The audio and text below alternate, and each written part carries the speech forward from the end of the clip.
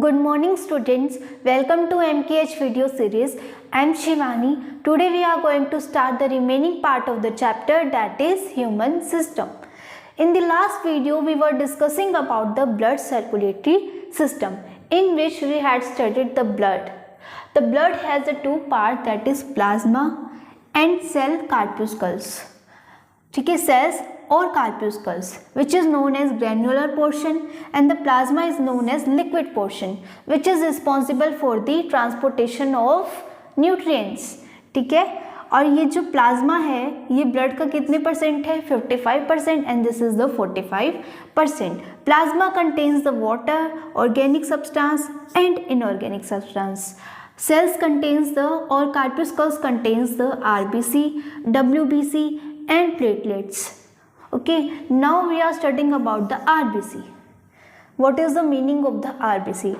Red blood cells. RBC यानी कि red blood cells. Red blood cells और erythrocytes. Cytes का मतलब होता है cells. Okay, ये कैसे हैं? Red blood cells है और इनको हम क्या बोलते हैं? erythrocytes. These cells contain hemoglobin.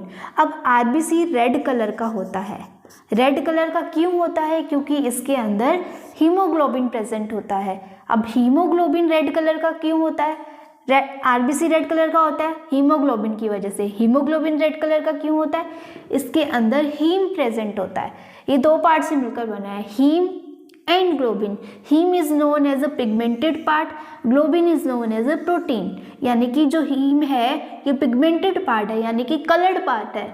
इस कलर्ड पार्ट की वजह से, पिगमेंटेड पार्ट की वजह से ये पूरा हीमोग्लोबिन रेड कलर का होता है. और हीमोग्लोबिन के रेड कलर की होने की वजह से ये जो आरबीसी है ये भी रेड कलर का होता है. और आरबीसी में क्या कंटेन होता है? Haemoglobin. Next, produce in red bone marrow. इसके अंदर जो आरबीसी है वो कहाँ फॉर्म्ड होती है? रेड बोन मैरो में. ओके, अब ये जो आरबीसी है, ठीक है, यहाँ ग्रेनुलर पोर्शन कितने परसेंट था? 45% था.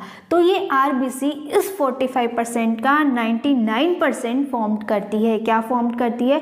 Total blood cells. 99% of the total blood cells. इस ब्लड सेल के टोटल ब्लड सेल कितना है? 45%. इस 45% का आरबीसी 99% है.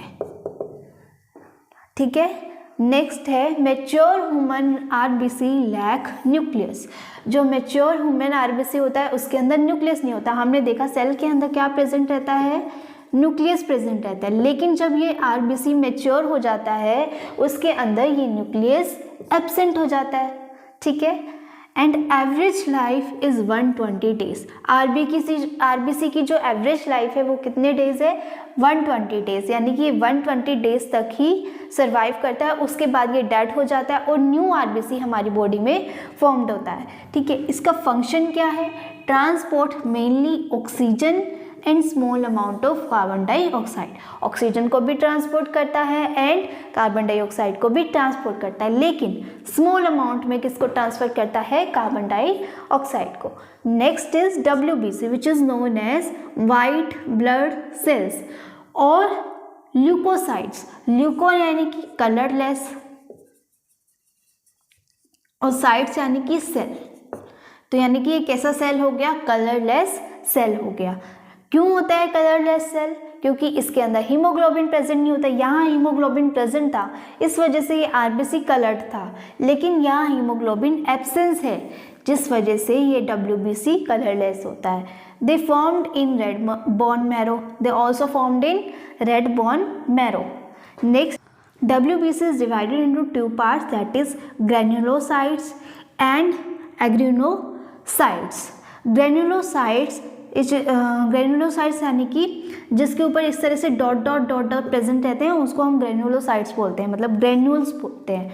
ठीक है, तो क्योंकि इसके ऊपर डॉट डॉट प्रेजेंट है इसलिए हम इसको डाई कर सकते हैं. किसी भी कलरफुल एजेंट से हम इसको डाई कर सकते हैं. ठीक है, ये जो डाई है जो हम यूज़ कर रहे हैं किसके लिए? स्टेन के लिए जो हम यूज़ कर रहे हैं. तो ये इसके अंदर हम ये डाई एसिड यूज़ कर रहे हैं या बेसिक यूज़ कर रहे हैं या न्यूट्रल यूज़ कर रहे हैं. इसके बेसिस पर इसको 3 टाइप्स में क्लासीफाइड किया गया. First is acidophils which is known as इओसिनोफाइल्स.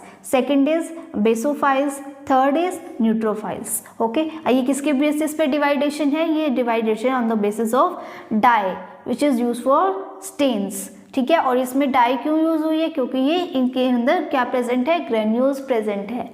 Next है it is based on the mode of action. Action के बेसिस पे इसको 2 टाइप्स में क्लासिफाइड किया गया है, दैट इज मोनोसाइट्स, लिम्फोसाइट्स। ठीक है, और ये जो लिम्फोसाइट है इसको भी फर्दर आगे डिवाइड किया गया है, B lymphocytes, T lymphocytes and NK cell which is known as natural killer cells. Now we have to see these points in the details or the functions. Most common WBC is neutrophils. ये वाली जो neutrophils है ये कैसी है? Most common. ठीक है, या हम बोल सकते हैं मोस्ट अबंडेंट। ठीक है, नेक्स्ट है acidophils and basophils related to infections and allergic response. जो हमें इन्फेक्शंस हो जाता है या कोई एलर्जिक रिस्पॉन्स हमें हो जाता है तो उसके ऊपर काम कौन करता है? Acidophils and basophils. Okay, next है on maturation monocytes convert into macrophage. ये वाली जो मोनोसाइट्स है जब ये मैच्योर हो जाती है तब इसके बाद ये किस में कन्वर्ट हो जाती है? मैक्रोफेज में। नेक्स्ट है monocytes in neutrophils are phagocyte cells, यानी कि ये न्यूट्रोफाइल्स और कौन सी है? मोनोसाइट। न्यूट्रोफिल्स एंड मोनोसाइट्स ये दोनों कंबाइन हो जाएंगे तो ये क्या बनाएंगे? फेगोसाइट सेल्स बनाएंगे। ठीक है, इन दोनों को कंबाइनली क्या बोलेंगे? फेगोसाइट सेल्स बोलेंगे। Lymphocytes provide immunity bye antibody formation. जो लिम्फोसाइट्स है ये क्या प्रोवाइड करते हैं? इम्यूनिटी प्रोवाइड करते हैं। कैसे प्रोवाइड करेंगे? एंटीबॉडी फंक्शंस करके, मतलब एंटीबॉडी का फॉर्मेशन करेंगे। अब हमें पता है एंटीबॉडीज़ क्या करते हैं? हमें जो भी डिजीज़ होती है उनसे फाइट करने में हेल्प करते हैं, तो हमारी इससे इम्यूनिटी स्ट्रॉन्ग होती है। तो क्या करेंगे? इम्यूनिटी को प्रोवाइड करेंगे बाय फॉर्मिंग द एंटीबॉडीज और antibody function. Okay, so our topic is platelets. It is also known as thrombocytes. Thrombocytes. Okay. Average life of the platelets is 10 days. They lack nucleus and help in clotting. In platelets में nucleus नहीं होता और ये किस में help करते हैं? Clotting में help करते हैं। सिर्फ help करते हैं clotting में, बनाते नहीं हैं। ठीक है, आपको याद रखना है कि help करते हैं clotting में। नेक्स्ट है फंक्शन। अब ये फंक्शन प्लेटलेट्स के नहीं है, किसके फंक्शन है? ब्लड के फंक्शन। यहाँ लिख लो function of bloods. Exchange of oxygen and carbon dioxide. जो भी एक्सचेंज होता है ऑक्सीजन का एंड कार्बन डाइऑक्साइड का वो कौन कर पाता है? ब्लड कर पाता है। हमने देखा था एल्वुलाई था इस तरह से, और यहाँ क्या थी प्रेजेंट? कैपिलरी प्रेजेंट थी। इस एल्वुलाई और कैपिलरी के बीच में किसका ट्रांसपोर्टेशन या फिर किसका एक्सचेंज हो रहा था? ऑक्सीजन का और कार्बन डाइऑक्साइड का, है ना। इसी तरह से एक्सचेंज हो रहा था। तो और ये कौन कर रहा था? ब्लड कर रही थी। तो ब्लड किस में हेल्प करती है? Exchange of oxygen and carbon dioxide, और उनके ट्रांसपोर्टेशन में भी हेल्प करती है। जो ब्लड ही है वो ऑक्सीजन को बॉडी के हर ऑर्गन तक पहुंचाती है। कौन पहुंचाता है? ब्लड पहुंचाता है। ठीक है, तो also help in the transportation, also in the exchange of oxygen and carbon dioxide. Next है ट्रांसपोर्टेशन ऑफ न्यूट्रिएंट्स। जितने भी न्यूट्रिएंट्स हैं उन सबका ट्रांसपोर्टेशन भी कौन करेगा? ब्लड करेगा। ठीक है, जो ब्लड है वो न्यूट्रिएंट्स को एब्जॉर्ब कर लेगा, एब्जॉर्ब करने के बाद सेल के पास लेके जाएगा, सेल उसका यूज़ करेगा। किस में यूज़ करेगा? ऑक्सीडेशन ऑफ फूड, फूड का ऑक्सीडेशन करेगा जिससे एनर्जी प्रोड्यूस होगी। ठीक है, तो इसका काम भी कौन करता है? ब्लड करता है। किसका? Transportation of nutrient. नेक्स्ट है controlling the body pH. Body के पीएच को भी कंट्रोल करता है। Control the body temperature, transportation of hormones and other necessary signalling molecules. जितने भी सिग्नलिंग मॉलिक्यूल्स होते हैं उनका ट्रांसपोर्टेशन भी और हार्मोन्स का ट्रांसपोर्टेशन भी कौन करता है? ब्लड करता है।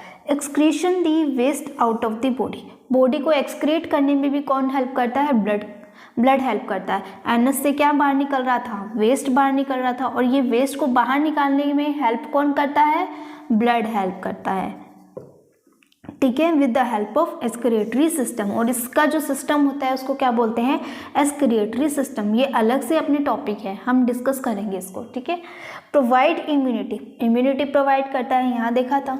इससे पहले जो WBC था वो क्या प्रोवाइड कर रहा था, इम्यूनिटी प्रोवाइड कर रहा था।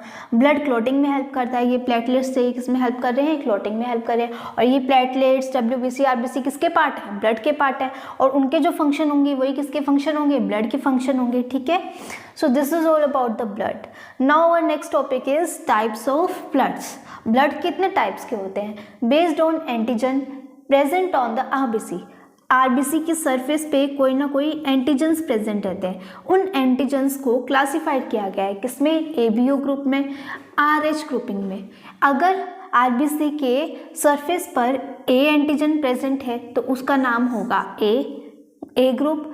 अगर RBC की सरफेस पर B एंटीजन प्रेजेंट है तो उसका नाम होगा B ग्रुप, ठीक है। अगर RBC की सरफेस पे दोनों प्रेजेंट है, तो दोनों एंटीजन प्रेजेंट है तो उसका नेम क्या होगा, AB ग्रुप, ठीक है। अगर RBC की सरफेस पे कोई भी एंटीजन प्रेजेंट नहीं है, ना A प्रेजेंट है ना B प्रेजेंट है, तो उसका नाम क्या होगा, O ग्रुप, ओके। नेक्स्ट है RH grouping.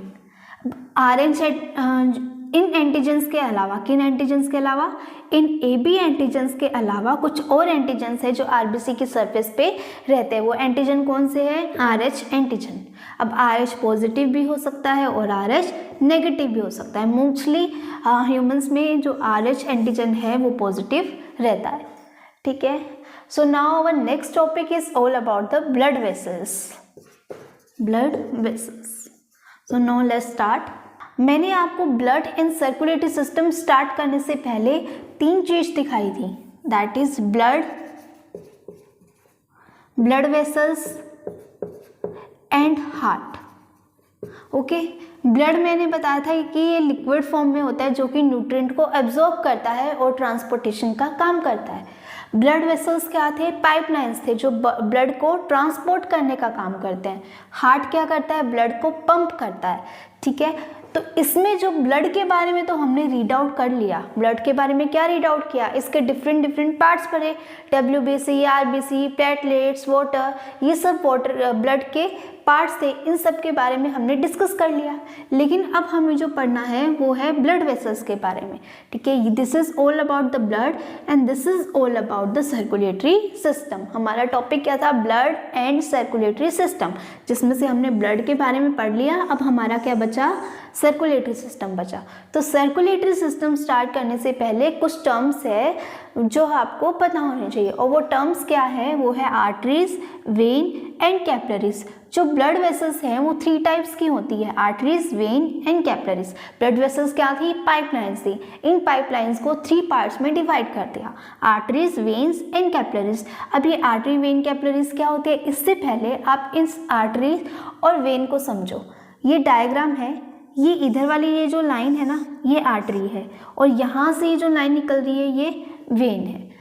Carry blood from heart to organ. जो आर्टरीज होती है वो ब्लड कहाँ से कैरी करती है, हार्ट से ब्लड लेगी और बॉडी के सभी पार्ट तक या ऑर्गन तक पहुँचाएगी, ठीक है। जो वेन है वो क्या करती है, कैरी ब्लड फ्रॉम ऑर्गन। अब ऑर्गन से ब्लड कहाँ जाएगा, हार्ट में जाएगा। इसमें कहाँ गया, हार्ट से ऑर्गन में गया, किसमें, आर्टरीज में, ठीक है। और ऑर्गन से हार्ट में किस में जाएगा, वेन के थ्रू होकर जाएगा। तो ये वेन और आर्टरीज किसका काम कर रहे हैं, पाइपलाइन का काम कर रहे हैं, जिसमें आर्टरीज जो पाइपलाइन है वो ब्लड को हार्ट से ऑर्गन तक ले जा रही है, और जो वेन है वो ब्लड को ऑर्गन से हार्ट तक ले जा रही है। देखो पूरा एक सर्कुलेटरी सिस्टम बन गया, ठीक है। ये पॉइंट समझ में आया। नेक्स्ट है जनरली कैरी ऑक्सीजनेटेड ब्लड। जो आर्टरीज होती है उसमें ब्लड कैसा होता है, ऑक्सीजनेटेड, मतलब जिसमें ऑक्सीजन प्रेजेंट रहती है, ठीक है। लेकिन जो वेन्स हैं इसमें डीऑक्सीजनेटेड ब्लड प्रेजेंट रहता है, मतलब जिसमें ऑक्सीजन प्रेजेंट नहीं रहती। तो देखो मैंने यहाँ आर्टरीज को रेड कलर से शो किया है। रेड कलर से शो करने का मतलब है ये ऑक्सीजनेटेड ब्लड है। पहले जो ब्लड है वो वेन से आएगा, वेन से आने के बाद वो लंग्स में जाएगा, लंग्स में जाने के बाद उस ब्लड का ऑक्सीजन, मतलब ब्लड ऑक्सीजन ले लेगा, तो वो ब्लड कैसा हो गया, अब ऑक्सीजनेटेड हो गया। यहाँ से कौन सा ब्लड आया, डीऑक्सीजनेटेड ब्लड आया। कहाँ से आया, ये वेन से आया। जब वेन से डीऑक्सीजनेटेड ब्लड आया उसके बाद ये लंग्स में जाएगा, लंग्स में उस ब्लड का ऑक्सीडेशन हो जाएगा। ऑक्सीडेशन होने के बाद वो ब्लड कैसा बन गया, ऑक्सीजनेटेड ब्लड हो गया। तो वेन से डीऑक्सीजनेटेड ब्लड, फिर जब लंग्स में गया ऑक्सीजनेटेड ब्लड बन गया। अब ये ऑक्सीजनेटेड ब्लड कहाँ जाएगा, आर्टरीज में जाएगा। ये कौन सा ब्लड है, ऑक्सीजनेटेड ब्लड। ठीक है, यही मैंने यहाँ लिखा है, generally carry oxygenated blood, generally carry deoxygenated blood. ये टर्म्स आपको याद होना चाहिए। अभी हम सर्कुलेटरी सिस्टम पढ़ेंगे ना, तो उसमें आपको आर्टरीज और वेन के बारे में ही सबसे ज़्यादा डिस्कशन करना है कि जो ब्लड है वो वेन से आया, फिर आर्टरी के थ्रू बाहर निकल गया, फिर लंग्स में गया। इस तरह से आपको पूरा सिस्टम पढ़ना है। तो इसके लिए आपको सबसे पहले आर्टरीज और वेन के बारे में पता होना चाहिए कि जनरली ये क्या कैरी करते हैं। जो आर्टरी है वो ऑक्सीजनेटेड ब्लड को कैरी करती है, वेन है वो डीऑक्सीजनेटेड ब्लड को कैरी करती है, आर्टरीज होती है वो ब्लड को हार्ट टू ऑर्गन में ले जाती है, और जो वेन होती है वो ब्लड को ऑर्गन टू हार्ट कैरी करती है। लेकिन इसमें एक एक्सेप्शनल है, किसमें, इस ऑक्सीजनेटेड ब्लड और डीऑक्सीजनेटेड ब्लड में। पल्मोनरी आर्टरी, सारी आर्टरीज जो है वो ऑक्सीजनेटेड ब्लड को ट्रांसफ़र करती है, ठीक है, कैरी करती है। लेकिन एक ऐसी आर्टरी है जिसके अंदर डीऑक्सीजनेटेड ब्लड प्रेजेंट रहता है। उस आर्टरी का नाम क्या है, पल्मोनरी आर्टरी। क्या नाम है, पल्मोनरी आर्टरी। ये क्या कैरी करती है, डीऑक्सीजनेटेड ब्लड। ये एक्सेप्शनल है। वैसे इसमें भी एक एक्सेप्शनल है, पल्मोनरी वेन। पल्मोनरी वेन, इसमें वेन्स क्या कैरी करती है, जनरली डीऑक्सीजनेटेड ब्लड कैरी करती है। लेकिन एक ऐसी वेन है जो ऑक्सीजनेटेड ब्लड को कैरी करती है, उसका नाम क्या है, पल्मोनरी वेन। जनरली यहाँ जो पल्मोनरी वर्ड है ये किसके लिए यूज़ हुआ है, लंग्स के लिए यूज़ हुआ है। ठीक है, ये जो वेन है ये लंग्स से आ रही है, ठीक है, इसलिए इसका नाम दे दिया पल्मोनरी वेन। ऐसे ही इधर पल्मोनरी आर्टरी, क्योंकि लंग्स से रिलेटेड है ये वाली आर्टरी, इसलिए इसका नाम हो गया पल्मोनरी आर्टरीज। नेक्स्ट पॉइंट है blood flow with high pressure. Arteries में ब्लड का जो फ्लो होता है वो कैसा होता है, हाई प्रेशर के साथ। लेकिन यहाँ पे ब्लड फ्लो लो प्रेशर के साथ होता है। ठीक है, नेक्स्ट है इसकी जो वॉल है ये थिकर होती है, इस तरह से इसकी वॉल थिकर होती है। लेकिन वेन में जो वॉल है वो थिन होती है। ठीक है, इट हैज़ पल्सेस। इससे पहले ये देखो, ल्यूमेन इज नैरो। अब ये ल्यूमेन क्या होता है, ये क्या है, पाइपलाइंस यानी कि आर्टरीज है। अब इस आर्टरी के अंदर जो स्पेस प्रेजेंट है, इस स्पेस को बोला है ल्यूमेन। तो इसके अंदर जो ल्यूमेन होगा वो कैसा होगा, नैरो होगा, क्योंकि ये कैसी थी, थिकर थी। अब इसके अंदर जो ल्यूमेन होगा वो कैसा होगा, थिक होगा, क्योंकि ये थिन थी। ठीक है, नाउ इसके अंदर पल्सेस होते हैं। आपने देखा होगा जो आपकी आर्टरीज या वेन आर्टरीज होती है उसके अंदर आपको बीट जैसी सुनाई देती है, मतलब बीट जैसा लगता है। आप अगर उसको हाथ लगाते हो तो आपको लगता है कि हार्ट बीट कर रहा है, लेकिन एक्चुअल में वो बीटिंग हार्ट की वजह से नहीं होती। उसको हम बीटिंग नहीं करेंगे, उसको हम क्या नहीं कहेंगे, बीटिंग नहीं कहेंगे, उसको हम क्या बोलेंगे, पल्स बोलेंगे, कि उसमें पल्स जनरेट हो रही है। हार्ट बीट तो कर रहा है, लेकिन बीट करने की वजह से उसमें बीटिंग नहीं आ रही, उसमें पल्सेस जनरेट हो रही है। किसकी वजह से, ब्लड के हार्ट के बीटिंग की वजह से उसमें पल्सेस जनरेट हो रही है, ना कि बीटिंग हो रही है। तो आज से आप ये नहीं बोलोगे कि हमारे आर्टरीज में बीटिंग हो रही है, आप बोलोगे उसमें पल्सेस जनरेट हो रही है। ठीक है, लेकिन इसके अंदर वेन में कोई भी पल्सेस जनरेट नहीं होती। ये पॉइंट बता दिया। नेक्स्ट है वॉल्व एब्सेंट। वॉल्व क्या होता है, जैसे हमने डाइजेस्टिव सिस्टम में स्फिंक्टर्स किए थे, स्फिंक्टर्स पढ़े थे ना, ये क्या कर रहे थे, ब्लड के या फिर जो फूड के बैक फ्लो को रोक रहे थे। वैसे इनके अंदर भी वॉल्व प्रेजेंट रहते हैं, लेकिन आर्टरीज में ये वॉल्व एब्सेंट होते हैं और वेन में वॉल्व्स प्रेजेंट रहते हैं। ठीक है, ये दोनों में डिफरेंस है।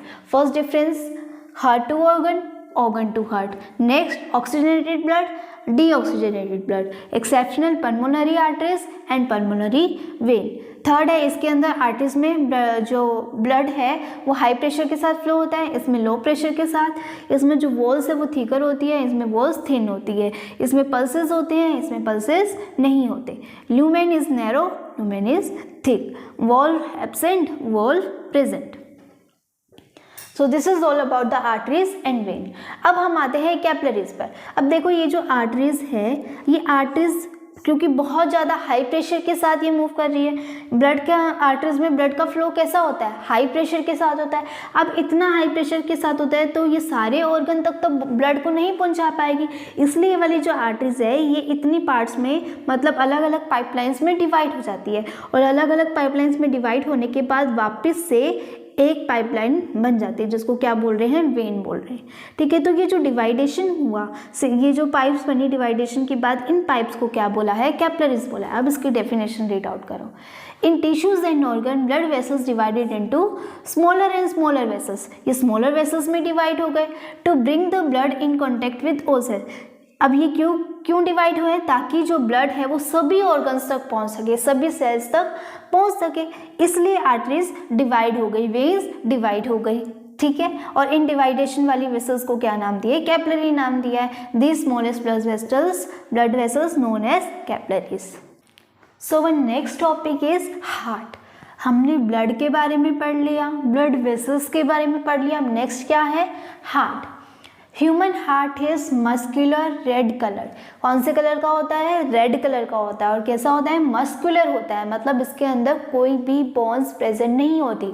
जब कोई भी बोन्स प्रेजेंट नहीं होगी तो ये किस में हेल्प करेगा, कॉन्ट्रैक्शन और रिलैक्सेशन में। ठीक है, एंड क्लोज फिस्ट शेप, किस शेप का होता है, ये इस शेप का होता है, क्लोज फिस्ट शेप जैसा। ठीक है, इस शेप की तरह होता है ये। And it is hollow organ. Hollow organ यानी इसके अंदर कुछ भी फिल्ड नहीं होता, बस इसके अंदर क्या रहते हैं, चैम्बर्स होते हैं, रूम्स बने होते हैं कुछ। ठीक है, लेकिन कुछ भी फिल्ड नहीं होता है इसके अंदर। Surrounded by double walled membrane, ये हार्ट है, ये किससे सराउंड रहता है, डबल वॉल्ड मेम्ब्रेन से सराउंड रहता है। जो इस वॉल को क्या बोलते हैं, पेरिकार्डियम। इस वॉल को क्या नाम दिया है, इस मेम्ब्रेन को क्या नाम दिया है, पेरिकार्डियम। ठीक है, और इस पेरिकार्डियम और इस हार्ट की मेम्ब्रेन के बीच में फ्लूइड प्रेजेंट रहता है। उस फ्लूइड को क्या बोला है, pericardium fluid, sorry pericardial fluid. Okay, next है function, protect heart against external shock. जो भी एक्सटर्नल शॉक लगता है उससे प्रोटेक्ट करता है कौन, पेरिकार्डियम। ठीक है, और पेरिकार्डियल फ्लूइड, इसका ये फंक्शन है कि ये प्रोटेक्ट करता है एक्सटर्नल शॉक से। नेक्स्ट है heart is divided into 4 chambers. जो हार्ट है उसको कितने चैम्बर्स में डिवाइड किया गया है, 4 चैम्बर्स में डिवाइड किया गया है। And separated by muscular membrane, और एक मेम्ब्रेन से इनको डिवाइड किया गया है, दैट इज ऑरिकल। और ऑरिकल को हम क्या बोल सकते हैं, आर्ट्रियम भी बोल सकते हैं, एंड वेंट्रिकल।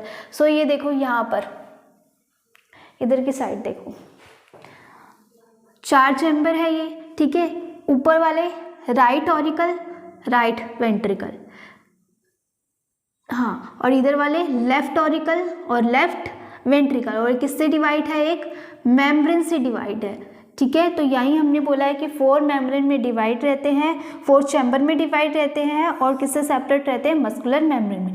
यहाँ इनकी एक मेम्ब्रेन आ जाती है और इस तरह से चार चैम्बर्स में डिवाइड रहते हैं। इधर वाले चैम्बर को राइट ऑरिकल, इधर वाले चैम्बर को लेफ्ट ऑरिकल, नीचे वाले चैम्बर को राइट वेंट्रिकल, और इधर वाले नीचे को लेफ्ट वेंट्रिकल। सो यही मैंने लिखा, ऑरिकल और एट्रियम क्या है, upper 2 chamber that is right auricle और लेफ्ट ऑरिकल, और वेंट्रिकल क्या है, lower 2 chamber that is right ventricle and left ventricle.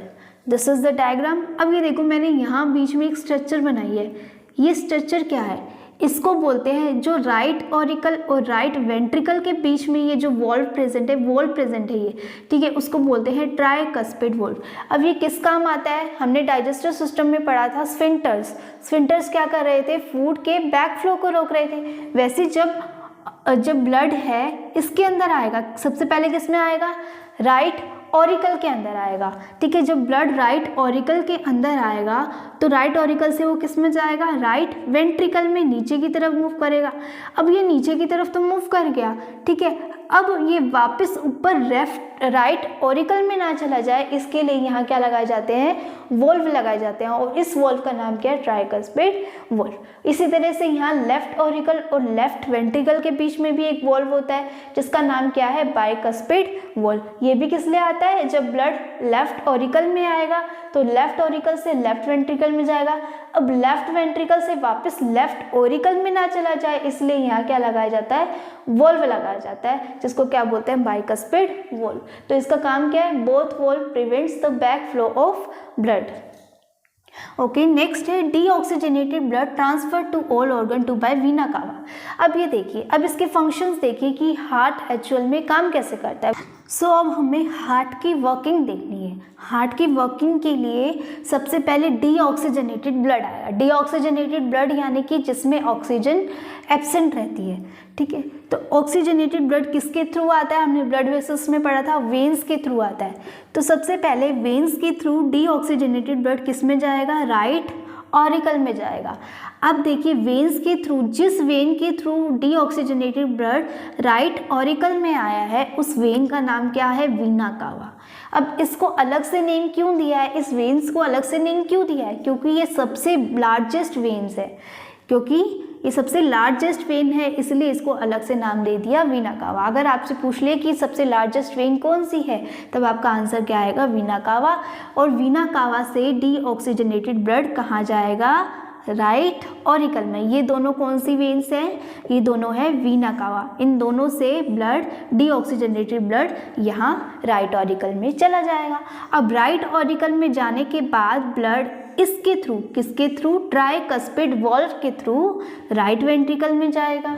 अब राइट वेंट्रिकल से वापस राइट ऑरिकल में ना जा पाए तो उसके लिए क्या प्रेजेंट है, ये ट्राइकस्पिड वॉल्व प्रेजेंट है, ठीक है। राइट वेंट्रिकल में चला गया।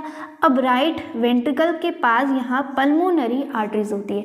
मैंने वेन्स में आपको बताया था कि यहाँ एक एक्सेप्शनल है, वेन्स में नहीं, सॉरी, आर्टरीज में एक एक्सेप्शनल है कि वैसे तो नॉर्मली आर्टरीज क्या करती है, ऑक्सीजनेटेड ब्लड को कैरी करती है, और वेन्स होती है वो डीऑक्सीजनेटेड ब्लड को कैरी करती है। लेकिन इसमें एक्सेप्शनल क्या था, पल्मोनरी आर्टरीज, और इसमें एक्सेप्शनल क्या था, पल्मोनरी वेन, ठीक है। तो देखिए अब यहाँ पल्मोनरी आर्टरीज लेके जा रही है किसको, डीऑक्सीजनेटेड ब्लड को। पर आर्टरीज में वैसे क्या प्रेजेंट रहता है, ऑक्सीजनेटेड ब्लड को, लेकिन यहाँ इसमें क्या आ गया, इस वाली आर्टरीज में, इस वाली आर्टरीज में डीऑक्सीजनेटेड ब्लड आ गया, यानी कि ये वाला कौन सा केस हो गया, एक्सेप्शनल केस हो गया। और उस एक्सेप्शनल आर्टरीज का नाम क्या था, पल्मोनरी आर्टरीज, और वही नेम हमने यहाँ लिखा हुआ है, ठीक है। तो राइट वेंट्रिकल में जितना भी डीऑक्सीजनेटेड ब्लड है वो सब किस में जाएगा, पल्मोनरी आर्टरीज में जाएगा। अब पल्मोनरी आर्टरीज से होते हुए वो किसके पास जाएगा, लंग्स में जाएगा। अब लंग्स में क्या होगा, ऑक्सीजन और कार्बन डाइऑक्साइड का एक्सचेंज होगा। लंग्स में एल्वियोलाई प्रेजेंट थे, एल्वियोलाई और कैपिलरी के बीच में क्या हो रहा था, गैसेस का एक्सचेंज हो रहा था, जिसकी वजह से ये क्या हो गया, अब ऑक्सीजनेटेड ब्लड हो गया, यानी कि ब्लड पूरा का पूरा ऑक्सीडाइज्ड हो गया। जब ब्लड ऑक्सीडाइज्ड हो गया उसके बाद ऑक्सीडाइज्ड ब्लड किस में जाएगा, इस सॉरी यहाँ पे नहीं, इधर ऊपर वाले पल्मोनरी वेन्स में जाएगा। अब देखिए पल्मोनरी वेन ये भी क्या थी, एक एक्सेप्शनल थी।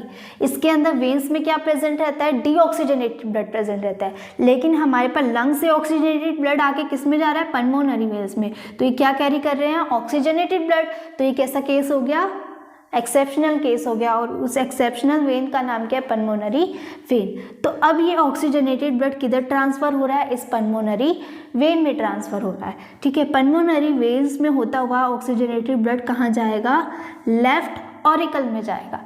लेफ्ट ऑरिकल से इस बाइकस्पिड वॉल्व से ट्रांसफर हो जाएगा किसमें, लेफ्ट वेंट्रिकल में। अब ये बाइकस्पिड क्या करेगा, इस ऑक्सीजनेटेड ब्लड के बैक फ्लो को प्रिवेंट करता है, ठीक है। फिर लेफ्ट वेंट्रिकल से ब्लड, कौन सा ब्लड, ऑक्सीजनेटेड ब्लड किस में जाएगा, ऑरा में जाएगा। ओरा इसको अलग से नेम क्यों दिया, ये एक तरह से क्या है, ये आर्टरी है। अब इस आर्टरी को अलग से नेम क्यों दिया, जैसे यहाँ हमने वीना कावा नेम दिया था ना, लार्जेस्ट वेन वीना कावा, वैसे ये लार्जेस्ट आर्टरी होती है, उसका नाम क्या है, ओरा। तो ये ओरा से होते हुए पूरे ऑर्गन में ट्रांसफर हो जाएगा। तो ये होती है हार्ट की वर्किंग। अब देखो मैंने यहाँ ये जितनी भी ये थ्योरी लिखी हुई है ना, यही लिखी हुई है, deoxygenated blood transfer to all organ by vena cava, then deoxygenated blood transfer from lungs to left auricle by pulmonary vein। इस पल्मोनरी वेन से होते हुए, कहाँ जाएंगे, लंग्स में जाएंगे। Lungs to pulmonary veins, lungs से किस में जाएंगे, पल्मोनरी वेन्स में जाएंगे। Then oxygenated blood transferred from lungs to left auricle by pulmonary vein, oxygenated blood transferred to whole body by parts by aura from left ventricle, left ventricle से ओरा में सारे body parts तक पहुंच जाएगा। Okay, ये अच्छे से समझ में आया। एक बार दोबारा देखो, सबसे पहले क्या था, डीऑक्सीजनेटेड ब्लड थ्रू वीना कावा किसके अंदर ट्रांसफर होगा, राइट ऑरिकल में ट्रांसफर होगा। Then it passes through the tricuspid valve and enter into the right ventricle. फिर इसके बाद राइट वेंट्रिकल से किस में जाएगा, ये पल्मोनरी आर्टरीज में जाएगा, and from pulmonary arteries goes to the lungs, and in lungs oxidation of the blood take place. Now the oxygenated blood transfer to the pulmonary vein and enters into the left auricle, and by the bicuspid valve the blood enters into the left ventricle, and through aura it goes to all body organs। ठीक है, so this is the working of the heart. Next video में हम देखेंगे कि कैसे ये जो heart है ये कॉन्ट्रैक्शन और रिलैक्सेशन को शो करता है। अब ये ब्लड है ऊपर से नीचे की तरफ आ रहा है, ठीक है, ऐसे नहीं है कि अपने आप ही ऊपर से नीचे आ गया, नहीं, इसके लिए इसका या तो कॉन्ट्रैक्शन हुआ होगा या इसका रिलैक्सेशन हुआ होगा। इसके लिए जो साइकिल आता है उसका नाम है कार्डियक साइकिल, उसके बेसिस पर हम इसके कॉन्ट्रैक्शन और रिलैक्सेशन को समझेंगे। ठीक है, और हम क्या देखेंगे, और हम इसमें डबल सर्कुलेटरी सिस्टम भी देखेंगे। ये वाला सिस्टम कैसा था, ये वाला जो सिस्टम था ये डबल सर्कुलेटरी सिस्टम था। अब हम सिंगल सर्कुलेटरी सिस्टम और डबल सर्कुलेटरी सिस्टम के बारे में डिफरेंस देखेंगे कि दोनों में क्या डिफरेंस है। ठीक है, और क्या देखेंगे, और हम देखेंगे कि कार्डियक साइकिल कैसे काम करता है। ठीक है, so this is all about the heart, and इसके फर्दर पार्ट हम नेक्स्ट वीडियो में कवर करेंगे। Thank you so much for watching, have a nice day.